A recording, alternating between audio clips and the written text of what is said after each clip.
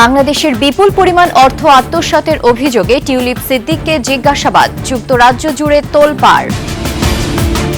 শীতের তীব্রতায় জনজীবন ব্যাহত, বাড়ছে ঠান্ডাজনিত রোগ, চরম ভোগান্তিতে শিশুরা। এবং রাজশাহীতে গুরুত্বপূর্ণ মোড়ের 400 সিসিটিভি ক্যামেরা অকেজো, বেড়েছে চুরি, ছিনতাই সহ নানা অপরাধ।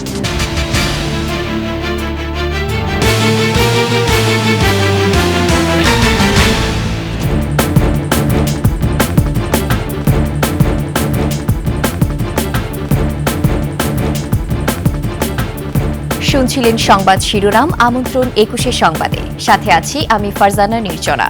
দর্শক, 21 টেলিভিশনের সংবাদ একসাথে সরাসরি দেখতে পাবেন আমাদের ফেসবুক পেজ www.facebook.com/2124 অনলাইনে।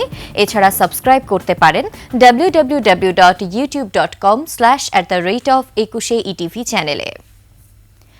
বাংলাদেশের অবকাঠামো প্রকল্প থেকে বিপুল পরিমাণ অর্থ আত্মসাতের অভিযোগে শেখ হাসিনার বোনের মেয়ে ও যুক্তরাজ্যের ক্ষমতাসীন লেবার পার্টির মিনিস্টার টিউলিপ সিদ্দিককে জিজ্ঞাসাবাদ করেছেন দেশটির কর্মকর্তারা। মূলত দেশটির মন্ত্রিপরিষদ অফিসের ন্যায় এবং নৈতিকতা দল তাকে জিজ্ঞাসাবাদ করে। এক প্রতিবেদনে এই তথ্য জানিয়েছে যুক্তরাজ্যের সংবাদপত্র সানডে টাইমস। ব্রিটিশ এই সংবাদ মাধ্যমটি বলছে, বাংলাদেশে একটি পারমাণবিক শক্তি প্রকল্প থেকে নিজের পরিবারকে প্রায় 4 বিলিয়ন পাউন্ড আত্মসাৎ করতে সহায়তা করার অভিযোগে তাকে জিজ্ঞাসাবাদ করা হয়। টিউলিপ সিদ্দিক ব্রিটেনের ক্ষমতাসীন লেবার মন্ত্রিসভার সদস্য। তিনি economic secretary to the treasury and city minister হিসেবে দায়িত্ব পালন করছেন।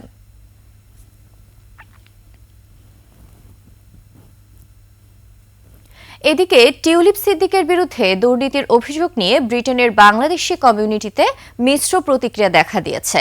যুক্তরাজ্য বিএনপির নেতারা বলছেন, রূপপুর বিদ্যুৎ কেন্দ্রের সাথে টিউলিপ সহ পুরো পরিবার জড়িত। অন্যদিকে শেখ পরিবারকে হেনস্থার অভিযোগ আওয়ামী লীগের। যুক্তরাজ্য থেকে শাহেদ শফিকের সহায়তায় মানিক শিকদারের report.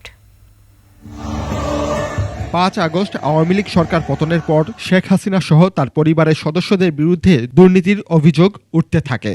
She has been allegedly accused of being involved in brokering a deal with Russia. এই অবস্থায় রূপপুর প্রকল্পে ঘুষ নেওয়ার অভিযোগ নিয়ে ব্রিটিশ গণমাধ্যম সহ বিভিন্ন গণমাধ্যমে খবর বেরিয়েছে। এ নিয়ে কয়েকদিন ধরে ব্রিটেনের বাংলাদেশি কমিউনিটিতে বিভিন্ন ধরনের সভা সমাবেশ ও সামাজিক অনুষ্ঠানে চলছে আলোচনা সমালোচনা। আমরা দূর দাবি জানাচ্ছি এই কমিউনিটির পক্ষ থেকে, সে যেন অচিরেই পদত্যাগ করে রাজনৈতিক সম্মানকে ক্ষুণ্ণ করার জন্য একটি অপচেষ্টা বলে প্রতীয়মান হয়েছে। টিউলিপের দুর্নীতির এমন খবরে ব্রিটেনে বাংলাদেশিরা গ্রহণযোগ্যতা হারাচ্ছে, যা কমিউনিটির রাজনীতিবিদদের জন্য নেতিবাচক মনে করছেন প্রবাসীরা।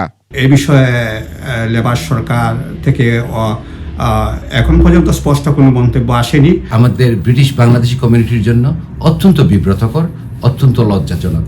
যুক্তরাজ্য বিএনপির সভাপতি এম এ মালেক বলেছেন, রূপপুর বিদ্যুৎ প্রকল্পের দুর্নীতির সঙ্গে টিউলিপের পুরো পরিবার জড়িত।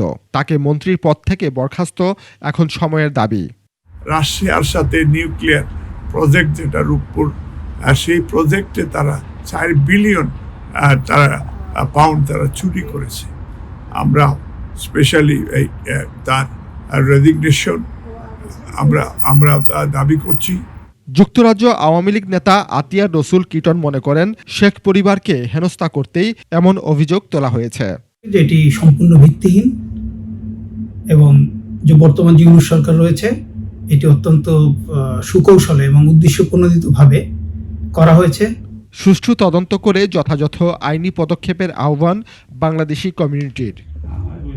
মানিক শিকদার, 21 টেলিভিশন। ঘন কুয়াশা আর শীতের তীব্রতায় জবুথবু জনজীবন, ভোগান্তিতে নিম্ন আয়ের মানুষ। গরম কাপড়ের দোকানে বেড়েছে ভিড়, ঘন কুয়াশায় ব্যাহত হচ্ছে যান চলাচল। শীতজনিত কারণে হাসপাতালে রোগীর চাপ বেড়েছে কয়েক গুণ, বেশি আক্রান্ত শিশুরা।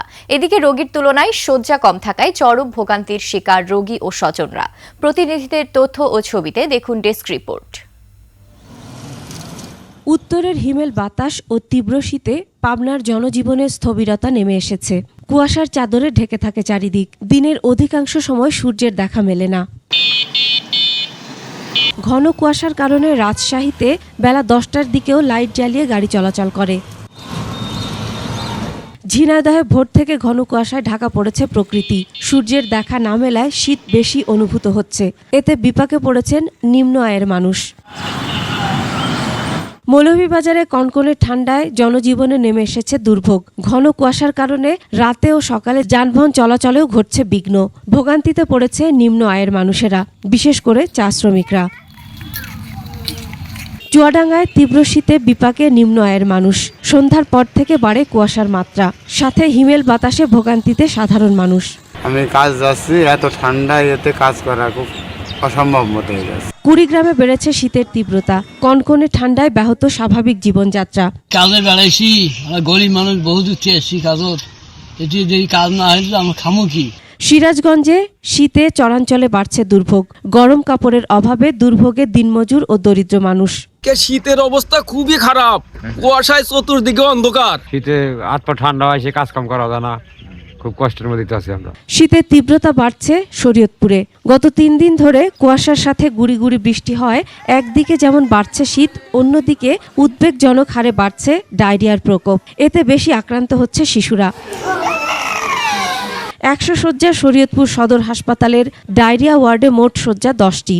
শয্যার প্রায় 7 গুণ বেশি ডায়রিয়া রোগী থাকায় হাসপাতালের বারান্দার ফ্লোরে অবস্থান করতে হচ্ছে আক্রান্ত শিশুসহ মা ও তার স্বজনদের। কালকে থেকে অনেকটাই বেটার। দিন বমি কাছে পরের দিনই আবার পাতলা পায়খানা করা বসে এরপরে এই জায়গায় নিয়ে এসেছি। চিকিৎসা দিতে হিমশিম খাচ্ছে হাসপাতাল কর্তৃপক্ষ। গরমের তুলনায় এখন ডায়রিয়ার শিশুর সংখ্যা 4 গুণ বেশি। আর আমাদের এখানে আমরা যতটুকু পারছি চেষ্টা করছি, আমাদের এখানে 10টা সিট ডায়রিয়ার জন্য। বর্তমানে যে ডায়রিয়া রোগীগুলো আছে এর মধ্যে হয়তো 1/3 রুগী বেডে দিতে পারি, আর 2 ভাগ রুগী আমাদের ফ্লোরে রাখতে হয়। ফ্লোরে বেশি করে বারান্দায় প্লাস মেঝেতে রুগী আমাদের ভরপুর আছে। বাসি খাবার এড়িয়ে চলার পাশাপাশি শিশুদের মায়ের বুকের দুধ খাওয়ানোর জন্য পরামর্শ দিয়েছেন চিকিৎসকরা। Masum আলিসা, desk report, 21 television. Rajshahi নগরীর নিরাপত্তায় বিভিন্ন গুরুত্বপূর্ণ মোড়ে স্থাপিত 400 সিসিটিভি ক্যামেরা এখন অকেজো। কয়েক মাস ধরে সিসি ক্যামেরা বন্ধ থাকায় নগরীতে বেড়েছে চুরি, ছিনতাই সহ নানা অপরাধমূলক কর্মকাণ্ড। নিরাপত্তা নিয়ে শঙ্কিত খোদ পুলিশ সহ নগরবাসী। হাসান আল মবিনের ক্যামেরায় রাজশাহী বিভাগীয় প্রতিনিধি বদরুল হাসান লিটনের তথ্যে ডেস্ক রিপোর্ট। গত 26 অক্টোবর নগরীর সাগরপাড়া এলাকা থেকে তুলে নিয়ে গিয়ে এক যুবককে হত্যা করে দুর্বৃত্তরা। এখনও এর সঙ্গে জড়িতদের শনাক্ত করতে পারেনি পুলিশ। পথচারী থেকে যানবাহন চালক, তাদের অভিযোগ মহানগরীতে বাড়ছে মাদকাসক্ত সহ অপরাধীদের দৌরাত্ম্য। প্রতিদিনই ঘটছে ছিনতাই, চুরির ঘটনা, কিন্তু অপরাধীদের শনাক্ত করে গ্রেফতার করতে পারছে না পুলিশ। রিক্সা চালায়, বুঝলেন, ভোর 5টায় বাড়ায়, মানে খুব ভয় লাগে। আর গলায় মনে করেন ছুরি ধরেছিল, আর সবাই নেশাগ্রস্ত অবস্থায় ছিল। এখন সে অবস্থায় বলে তোর কাছে যা আছে বাইরে করে দে। রাস্তাপথে যখন ছিনতাইকারী, যে ভালো মা বোনরা ভালোভাবে যেতে পারছে না, কেনাকাটা করতে পারছে না। অ্যাক্সিডেন্ট হলে পরে বা একটা গাড়ি চুরি হলে পরে এগুলো আমরা ফুটেজগুলো দেখতে পারি। 2017 সালে সিসিটিভি ক্যামেরার আওতায় নিয়ে আসা হয় রাজশাহী মহানগরীকে। সিটি কর্পোরেশনের প্রকল্পের আওতায় পর্যায়ক্রমে স্থাপন করা হয় 400 সিসিটিভি ক্যামেরা। ছাত্র জনতার আন্দোলনের সময় নগরীর সিসি ক্যামেরাগুলো ভেঙে ফেলা হয়, পুড়িয়ে দেয়া হয় আরএমপির সাইবার ক্রাইম ইউনিটের কন্ট্রোল রুম। তবে তা আর মেরামত করা হয়নি। দীর্ঘদিন সিসি ক্যামেরা অকেজো থাকায় আতঙ্ক বেড়েছে নগরবাসীর মধ্যে। চুরি ডাকাতি সবকিছু বাড়ছে, সেই হিসাবে আমাদের সিসি ক্যামেরাটা অবশ্যই প্রয়োজন। এখন কিন্তু মানুষের মধ্যে আতঙ্ক। যথাযথ কর্তৃপক্ষের কাছে অনুরোধ করব যেন সিটি কর্পোরেশন এলাকায় বা মেট্রোপলিটন এলাকায় অতি দ্রুত সিসি ক্যামেরার আওতাভুক্ত করা হয়। নগরীতে 500 সিসি ক্যামেরা পুনঃস্থাপনের চাহিদা দিয়ে সিটি কর্পোরেশনকে চিঠি দিয়েছে পুলিশ। 400 থেকে 500 ক্যামেরা লাগবে, আমরা আমাদের এস্টিমেট করা আছে, যোগাযোগ রাখতেছি। যদি ওনারা যদি সিসি ক্যামেরাগুলো দেওয়া যায়, তাহলে এটা আমাদের একদিকে আইন শৃঙ্খলা নিয়ন্ত্রণের কাজে লাগবে, আর আমাদের ট্রাফিক নিয়ন্ত্রণে কিন্তু এই ক্যামেরাগুলো কাজে লাগবে। পর্যাপ্ত বাজেটের অভাবে সিটি কর্পোরেশন কোনো সিদ্ধান্ত না নেয়ায় অনিশ্চিত হয়ে পড়েছে সিসি ক্যামেরা স্থাপন। সমর ইসলাম, ডেস্ক রিপোর্ট, 21 টেলিভিশন। নিচ্ছে একটি সংবাদ বিরতি। যখন ফিরছি তখন অন্যান্য সংবাদের সাথে আরও যা থাকবে। গাজায় আবারও স্কুলে ইসরায়েলের বোমা হামলা, শিশুসহ নিহত অর্ধশত।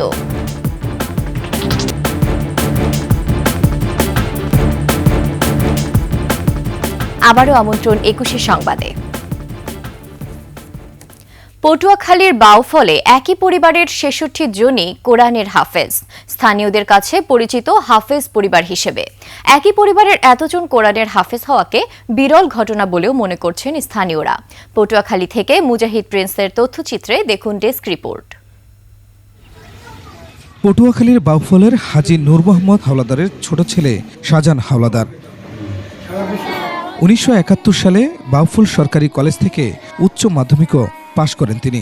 ছোটবেলায় বাবা মাকে হারানো শাহজাহান সিদ্ধান্ত নেন সন্তানদের হাফেজ বানানোর।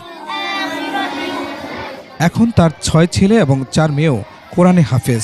তাদের পরবর্তী প্রজন্ম হাফেজ হয়ে বাড়িয়ে চলেছে সে সংখ্যা। এখন এ পরিবারে ৬৬ জন হাফেজ। সিদ্ধান্ত করলাম যে আমার তো দুনিয়াতে আর কেউ নাই, আমি আমার ছেলে মেয়েদেরকে মাদ্রাসায় হাফেজ আলেম বানাইব। পৈতৃক সম্পত্তি ও স্ত্রীর ১২ ভরি স্বর্ণ বিক্রি করে প্রতিষ্ঠা করেছেন ১২টি হাফিজিয়া মাদ্রাসা ও ৩টি মসজিদ। এছাড়া ধর্মের উপর বইও লিখেছেন তিনি। প্রায় আমি ৩.৫ একর জমি কবলা দিছি। আমার স্ত্রীর ১৩ ভরি স্বর্ণ ছিল, ৪ কেজি রূপা ছিল। সম্পদ বিক্রি করিয়া আমি মাদ্রাসা করছি।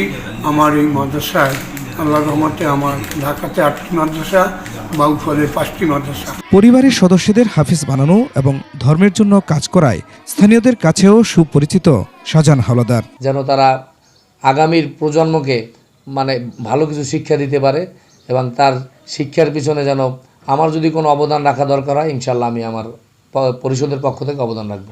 এই প্রতিষ্ঠান যদি সরকারিভাবে আর্থিক সহযোগিতা পায় তাহলে তার প্রতিষ্ঠান হয়তো আরও সাফল্যের দিকে এগিয়ে যাবে। খুরশিদ আলম মুকুল, ডেস্ক রিপোর্ট, ২১শে টেলিভিশন। শেষ করছি ২১শে সংবাদ। যাবার আগে সংবাদ শিরোনামগুলো আরও একবার। বাংলাদেশের বিপুল পরিমাণ অর্থ আত্মসাতের অভিযোগে টিউলিপ সিদ্দিককে জিজ্ঞাসাবাদ, যুক্তরাজ্য জুড়ে তোলপাড়। শীতের তীব্রতায় জনজীবন ব্যাহত, বাড়ছে ঠান্ডাজনিত রোগ, চরম ভোগান্তিতে শিশুরা।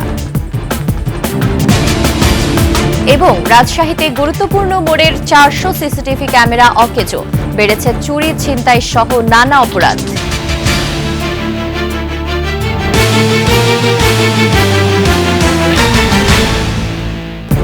সর্বশেষ সংবাদ জানতে ডায়াল করুন 2021 নাম্বারে আর ভিজিট করুন 21-tv.com ওয়েবসাইটে। ফেসবুকে ভিজিট করতে পারেন www.facebook.com/2124 অনলাইনে। এছাড়া সাবস্ক্রাইব করতে পারেন www.youtube.com/@21etv চ্যানেলে। এতক্ষণ সঙ্গে থাকার জন্য ধন্যবাদ। পরবর্তী সংবাদ দুপুর ১টায় দেখার আমন্ত্রণ রইল। ২১-এর সাথেই থাকুন।